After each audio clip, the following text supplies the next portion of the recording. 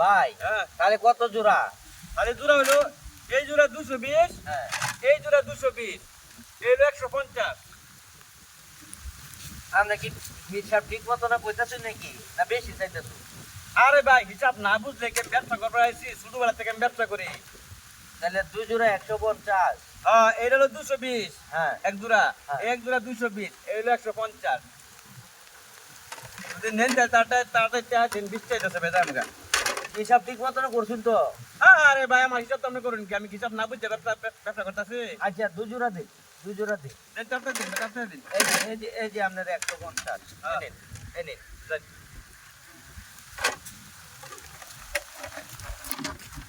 বুঝলাম না, 220, 220, 440, 150 নিল।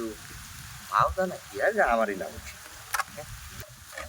আমি যদি বাউদা মাছ আসতাম তাহলে কি তোমরা নিতা 220 আর 220 440 জন, এটা তো আমি জানি। 150 টাকা কইছে এর লেগে আমি বাউদা খাচ্ছি, আর তুমি তাড়াতাড়ি থালিগুলা নিছ। আর 2 জোড়ার মধ্যে লাভ হচ্ছে কত জানো? 70 টাকা। হ্যাঁ